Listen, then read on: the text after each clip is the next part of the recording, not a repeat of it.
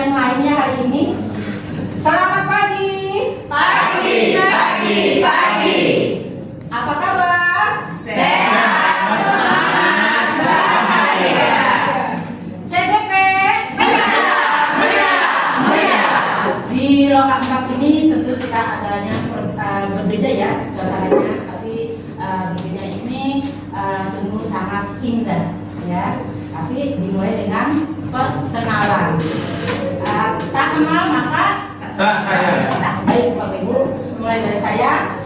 Perkenalkan, nama saya Meti Awali Agustina, biasa dipanggil Meti Agustina. Saya bertugas di SKH, sekolah khusus, yaitu sekolah luar biasa yang berada di Ciater. Yang di aku saya adalah anak-anak yang berkebutuhan khusus autism, hiperaktif, speech delay, Down syndrome, tunadarsa, cerebral palsy, dan hambatan ya, sedikit bahasa isyarat. Cukup dari saya perkenalannya. Ada di samping saya ini sebagai inspirasi saya. Pagi hari ini nanti kita akan berkolaborasi beberapa lokal yang dia. Silakan Ibu. Terima kasih. Assalamualaikum warahmatullahi wabarakatuh. Waalaikumsalam. Pagi, salam sejahtera saudara kita semua. Nama saya Sartini Vicky, biasa dipanggil Bu Ini. Saya saat ini baru bulan lalu kemarin diberi tugas tambahan menjadi kepala sekolah di SMP Yadika 12. Tapi ketika saya ikut PP ini masih di Banten. Saat itu saya di SMK Yadika 5 Kota Sragen. Jadi sebenarnya bukan inspirasi yang Bu Meti, kita saling bertukar pikiran. Apa yang Bu Meti punya, saya nyontek juga. Apa yang saya punya, Bu Meti juga. Sama-sama sharing. Mungkin cukup itu saja perkenalan dari saya. Terima kasih. Assalamualaikum warahmatullahi wabarakatuh. Waalaikumsalam warahmatullahi wabarakatuh. Silakan dari CGP dari Pak Lino menyebut namanya dan dari sekolah mana. Nama saya Rino Goro Hadi. Saya tugas di SMK R6 Pertama Karsana. Bapak Ibu, apakah sudah sarapan? Sudah. Kopi teh? Kopi udah. Sudah. Apa ada yang sudah berolahraga? Sudah, saya bagi. Iya. Udah. Baik Bapak Ibu, untuk menambah keakraban kita SDG dulu ya. Tapi sebelum SDG kita menentukan siapa partner hari ini. Mari dong. Memimpin doa. Pak Prima. Siap. Baik rekan-rekan semua, alangkah baiknya sebelum melaksanakan kegiatan dan aktivitas, marilah kita berdoa menurut agama dan menurut masing-masing. Berdoa dimulai. Berdoa selesai, mudah-mudahan kegiatan kita berkah sampai dengan akhir. Terima kasih. Assalamualaikum warahmatullahi wabarakatuh. Bulatkan tekad, kuatkan hati, negeri ini memanggilmu kawan. Belajar bergerak berbagi untuk negeri, guru penggerak majukan pendidikan. Tujuan Loka yang 4 ini, yang pertama peserta mampu menunjukkan kemampuan coaching yang dimilikinya ya. Yang kedua peserta mampu mengidentifikasi kekuatan, area pengembangan dan menyusun rencana perbaikan dalam proses pembelajaran yang berpihak pada murid.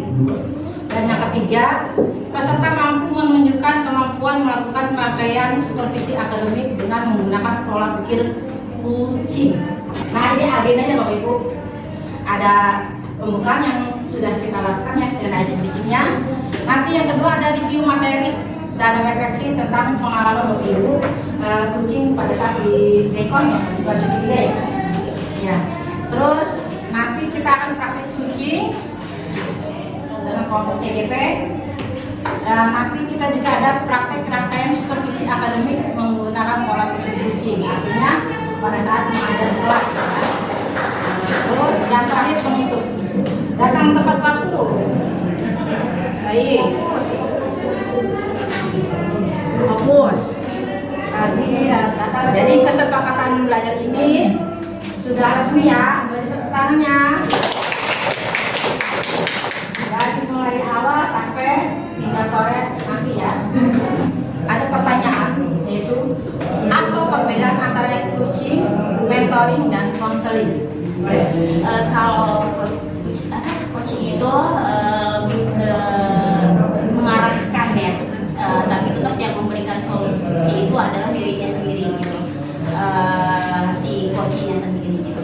Nah kalau mentoring itu lebih ke si mentornya lebih memberikan banyak pengetahuan pada yang dimentori gitu. Kalau konseling ya hanya konsultasi saja. Ada lagi? Ada perbedaannya? Ya, terima kasih. Sepengetahuan saya, kalau coaching itu antara sesama juga, coaching bisa menemukan solusinya sendiri ketika dihadapkan pada suatu masalah. Hanya si coachnya ini memberikan umpan atau responnya hanya sedikit saja, tetapi si coach sudah memberikan sudah membuat satu kesimpulan solusi untuk dirinya sendiri. Kalau mentoring itu sifatnya hanya sementara, misalnya memberikan pengetahuan kepada sekelompok atau misalnya suatu organisasi, tapi sifatnya hanya sementara, misalnya pembicara-pembicara yang ada di seminar-seminar itu namanya mentoring. Kalau konseling itu bersifat pribadi, memberikan dua arah antara ada feedback antara keduanya. Kalau menurut saya sih konseling seperti itu. Terima kasih. Nah itu adalah proses apa? Coaching. Artinya seorang coach ya menuntut coaching. Biarkan coaching yang menentukan solusinya. Itu proses coaching. Itu adalah salah satu metode. Artinya saya membagikan ya apa yang saya punya kepada mentornya ya. Artinya agar mereka mengembangkan dirinya setelah saya membagikan apa yang saya punya. Jelaskan masing-masing prinsip dasar dari coaching di bawah ini, yaitu ternyata prinsipnya ada 3: kemitraan, proses kreatif, memaksimalkan potensi.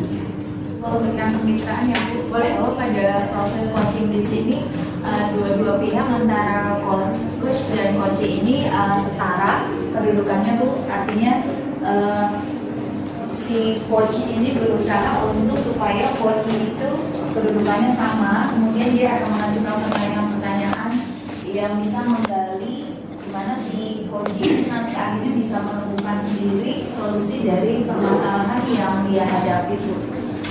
Dari proses pertanyaan-pertanyaan kreatif ini akhirnya si coach ini akhirnya bisa memaksimalkan potensinya untuk menemukan sendiri solusi dari permasalahannya yang dihadapi. Demikian itu. Ya, terima kasih. Siapa lagi yang ingin menjelaskan? Seperti yang disampaikan oleh Lucia dan Ferdi tentang kemitraan, kurang lebihnya sama, bahwa memang coach dan coach itu tidak ada yang maksudnya semua sama setara gitu ya. Jadi kemitraan karena di situ akan mencoba untuk menggali diskusi di antara coach dan coach, sehingga tidak ada yang merasa bahwa lebih di dalam salah satunya. Kemudian untuk proses kreatif di sini di dalam proses coaching berusaha bagaimana caranya biar bisa menggali semua potensi yang ada di dalam coaching. Bagaimana pola berpikirnya juga, sekreatif apakah mereka untuk bisa menggali dari semua yang ada di coaching. Kemudian untuk memaksimalkan potensi, selain apapun yang dia dapatkan dari coach itu tidak sekedar hanya dari untuk menjawab pertanyaan, tapi bagaimana ke depannya coach ini bisa menyelesaikan permasalahannya dan rencana ke depannya akan dilakukan kapan, rencana ke depannya, dan sehingga ada tindak lanjut di dalam suatu proses coaching tersebut. Terima kasih. Alur percakapan coaching itu Atur eksekusi. Ya, coba siapa yang bisa menjelaskan alur kita? Untuk yang tujuan, jadi pada saat kita melakukan percakapan coaching, kita jelaskan dulu apa nih tujuan kita. Misalnya Bu Yohana hari ini mau bicara sama saya ya, kira-kira tujuan pembicaraan itu apa ya Bu Yohana? Kurang lebih untuk menjelaskan tujuan dari percakapan coaching yang dilakukan itu untuk apa arahnya kalau untuk Tujuannya ini identifikasi. Mengetahui permasalahan yang akan dibahas. Iya. R. Rencana aksi. Apa tuh? pengembangan ide atau alternatif solusi. Pengembangan ide. Tanya. Tanggung jawab. Tanggung jawab. Nah, coba Bapak Ibu mengungkapkan pengalamannya dengan alur kita di sekolah. Ini yang mereka harus jawab. Sementara pengalaman saya kemarin bersama teman sejawat kebetulan dengan alur Tirta, di mana saya dengan rekan saya Pak Yusuf itu Pak Yusuf punya permasalahan di kelasnya, terutama tentang anak ABK, karena kami bukan sekolah inklusi, jadi ada anak-anak bermasalah di situ. Jadi pada waktu pelaksanaan coaching itu pertama adalah kita tahu tujuan dari pelaksanaan coaching pada saat itu. Pada saat itu Pak Yusuf tujuannya adalah bagaimana pembelajaran khususnya pada anak ABK yang sebenarnya sama-sama kita kemitraan sebenarnya tidak mengerti, tapi tujuan kita adalah saling memperbaiki. Lalu pada saat itu saya sebagai coach mengidentifikasi. Salah satunya dari alur Tirta adalah identifikasi masalah-masalah yang ada di pembelajaran Pak Yusuf, yaitu anak ABK yang salah satunya adalah tidak bisa diskalkulia dan disleksia, yaitu permasalahan, identifikasi permasalahannya. Nah, dari sudah identifikasi permasalahan, di R-nya itu adalah rencana aksi. Di rencana aksi, setelah coach menggali potensi-potensi yang dipunyai oleh Bapak Yusuf ini, Pak Yusuf ini menggali sendiri juga permasalahan itu dengan solusinya sendiri. Akhirnya rencana aksinya dia salah satunya ingin berkolaborasi dengan guru BK yang lain atau memberi pembelajaran yang berbeda dari siswa yang lainnya. Itu rencana aksinya pada waktu dekat-dekat ini. Mungkin rencana aksi di jangka panjangnya kita berkolaborasi dengan guru yang berkompeten di bidangnya. Lalu di tanggung jawab, nah di sini kan ada tanggung jawab, ada peran-perannya, di mana Pak Yusuf nanti akan berkolaborasi dengan kepala sekolah, rekan sejawat lainnya, dan juga mungkin nanti kalau jangka panjang dengan pihak pendidikan bagaimana bisa memanggil guru yang berkompeten di bidangnya. Itu dengan alur Tirta. Menurut saya sih kemarin seperti itu, Ibu. Yang kemarin observasi pas observasi. Kalau pra itu bagaimana? Observasinya bagaimana?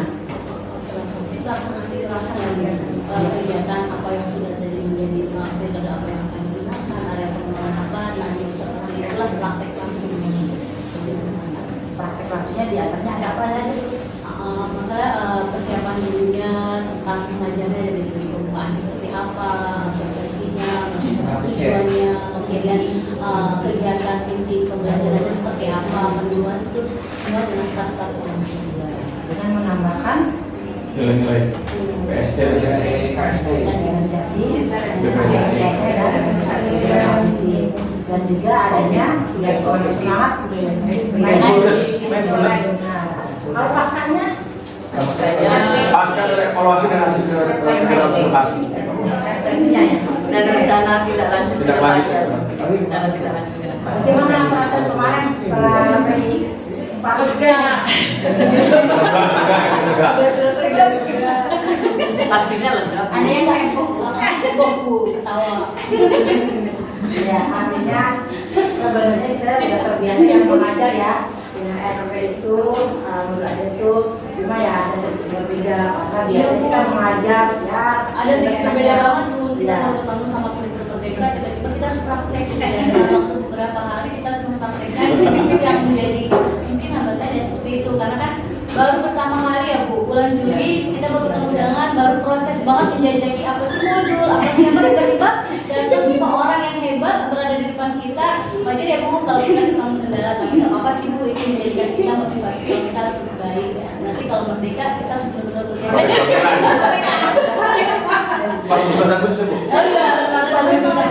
tapi ya alhamdulillah sih pengalamannya ya luar biasa. Kita tahu berdiferensiasi walaupun kita masih menjajakan, wajar ya Bu ya, capek kita juga ikut CGP kan belajar. Nah, kita mempraktekannya memang beda banget dengan teori yang ada, tapi nggak masalah sih, artinya kita lebih dulu tahu ya Pak. Cuma prakteknya langsung, mungkin pengalaman-pengalaman ide-idenya itu di misalnya di YouTube atau kita mencari apa belum terlalu banyak ya, mungkin memang karena memang baru banget terjun dengan yang namanya kayak siap. Tapi apa yang perlu dipahami dari Bapak Ibu tentang diferensiasi di kelas itu? Kalau aku ya Bu ya.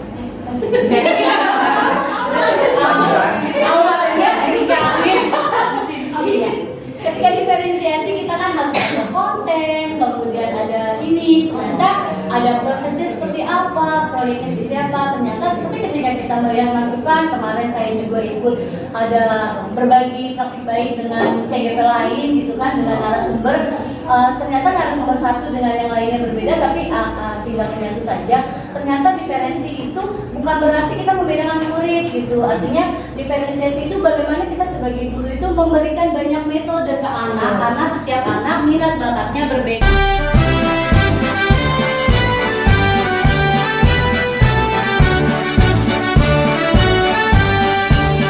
Jadi ketika pada saat ini, kalau hal menarik yang saya dapatkan ketika pada saat jadi kucing atau jadi coach, itu kita menggali potensi si kucing supaya dia lebih keluar solusi kemampuannya untuk menyelesaikan masalah. Kalau kertas post-itnya kurang, kita lihat ya. Hal menariknya adalah kita tergali potensi kita untuk menyelesaikan masalah atas bimbingan dari si kucing, dari si coach pelatih. Kemudian jadi observer. Bu Imas, hal yang sulitnya apa? Kenapa? Pada saat kemarin coaching Itu di pertanyaan yang berbobot.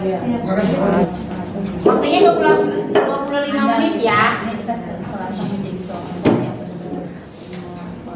kita jadi kayak orang yang solusi kita memberikan jalan terbaik di antara lawan bicara kita. Jadi alhamdulillah seperti itu sih. Jadi kita punya pengalaman baru, kita melihat masalah orang lain, bagaimana kita sharing di situ ada jadi kebijakan itu sih yang bagus. Belajar bergerak berbagi untuk negeri, kita menjalin kolaborasi.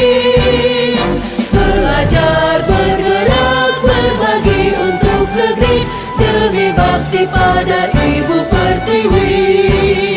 Hal menarik yang kita lakukan selama proses coaching ya, ketika pada saat demonstrasi perjual di kegiatan kita semua mengalami menjadi coach, menjadi kunci, kemudian menjadi observer.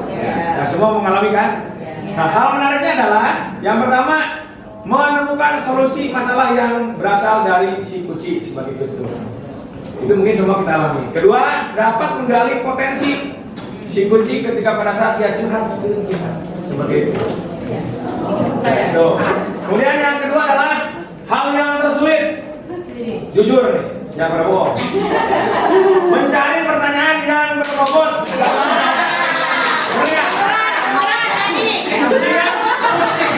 Akhirnya dalam kegiatan ini kita dapat belajar.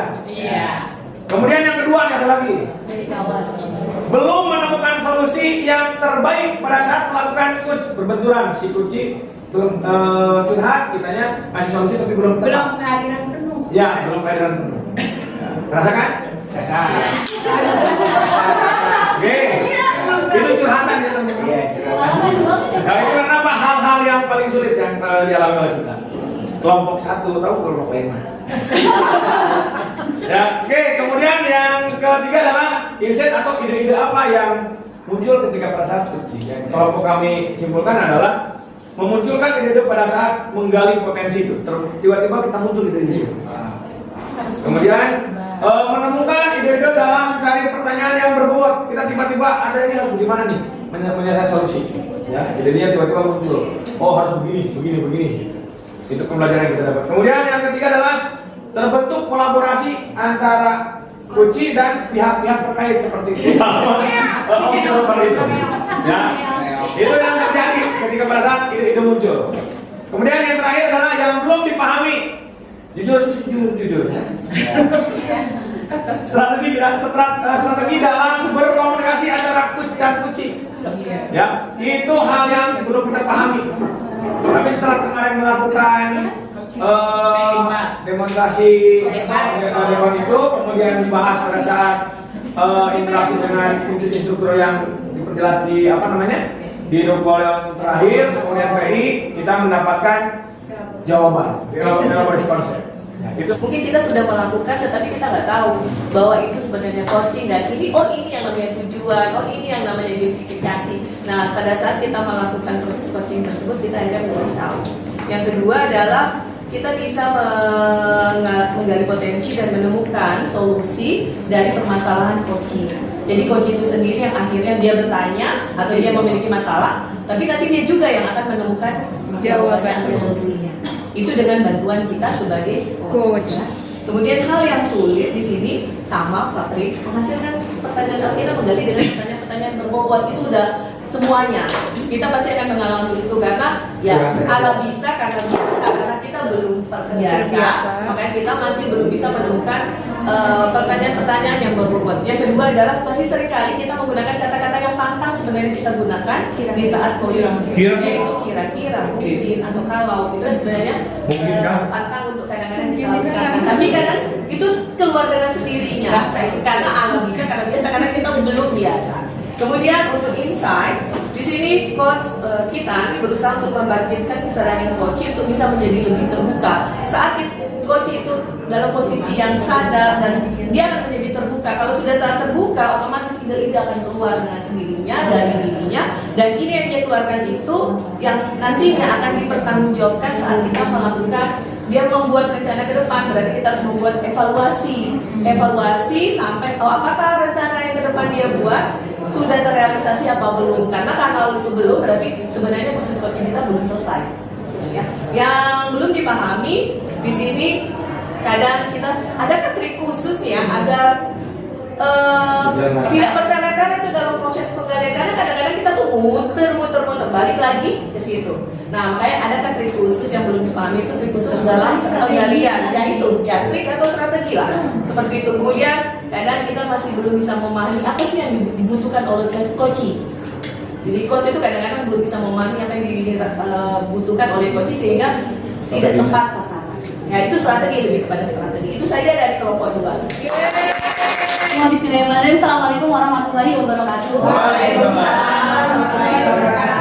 Izin Bapak Ibu hebat semua, kami dari kelompok 3 nih. Mungkin jawabannya kalau sama mohon maaf karena memang ini permasalahan sama tentang coaching ya Bu. Oke, baik. Hal menarik dari kami tadi kami sudah mengutarakan semua sama di sini kita jadi kayak seperti orang yang bisa membantu lawan bicara kita menemukan potensi yang dimiliki, karena memang inti dari coaching itu adalah bisa menemukan permasalahan dari yang memiliki masalah itu sendiri. Kemudian adanya kemitraan, mungkin itu hal menarik, kita bisa bersinergi antara coaching dengan si coach, kemudian kita menjadi observer. Kemudian sulit ya, mungkin sama ya Bapak Ibu, kami kesulitan mungkin menggunakan pertanyaan-pertanyaan berbobot yang memungkinkan lawan bicara kita, coach kita itu bisa lebih bersifat terbuka. Kadang karena kalau pertanyaan kita kurang berbobot, akhirnya lawan bicara kita kurang terbuka. Kemudian yang ketiga yang belum dipahaminya itu adalah mungkin ya sama seperti tadi ya Pak ya, kita menyamakan persepsi apa sih inti dari kita melakukan ini. Kesulitan kami itu seperti itu yang kami ternyata sama gitu loh. Artinya ketika mereka lawan bicara kita sudah berbicara, kita kan harus bisa mengambil intisari apa yang ada di lawan bicara kita. Kemudian kalau bisa di sini kami merasa pengalaman yang kami dapatkan, kami bisa menjadi kemampuan berbicara kita lebih terasah.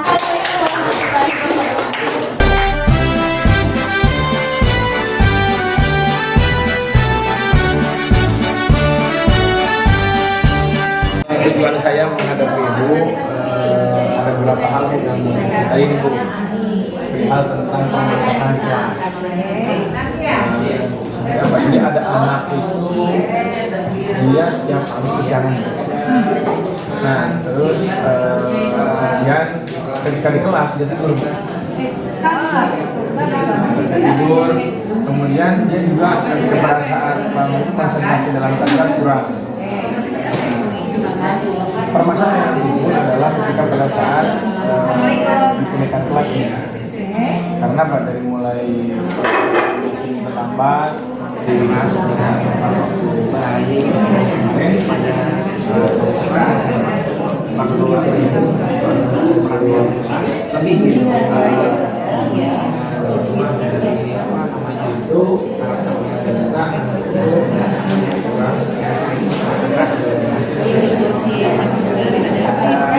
ada seringkali saya suka ketika anak bercanda atau ngobrol saya ingatkan tadi kan sudah saya sampaikan di semester buat di awal belajar di awal semester apa itu habis kerja poin berapa gitu poin 3 Pak ya bagus.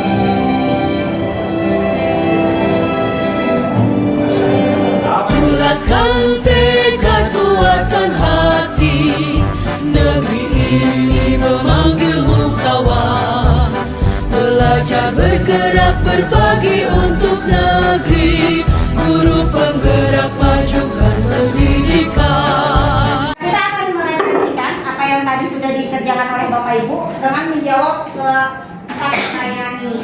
Tantangannya adalah harus kreatif, terutama di dalam memilih kata-kata sehingga bisa memunculkan kalimat-kalimat yang pertanyaan yang berbobot, karena harus kreatif. Kalau nggak kreatif nggak akan bisa terbuka, coach tidak terbuka, sehingga akan stuck di situ saja. Betul. Ada yang mau menambahkan?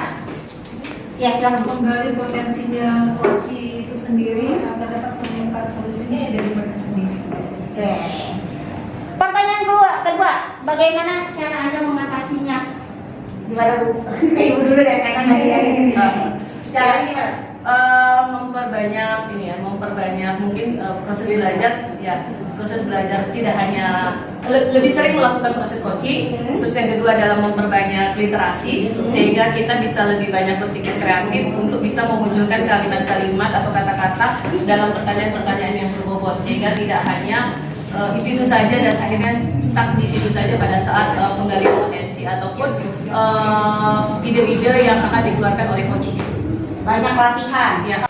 Bapak Ibu luar biasa hari ini rangkaian kegiatan dari pagi sampai sore hari ini, Bapak Ibu luar biasa. Yang luar biasa gitu. Terus dapat kolaborasi ya minimal ini Mas miniatur dari komunitas. Terus yang kedua apa yang bisa ditingkatkan ke depannya, saya pribadi kan yang saya harus tingkatkan diri saya, harus terus belajar benar-benar gitu. Terus habis itu ya yang tadinya peran saya misalnya di MGMP anggota, ya kalau bisa jangan jadi anggota lagi gitu.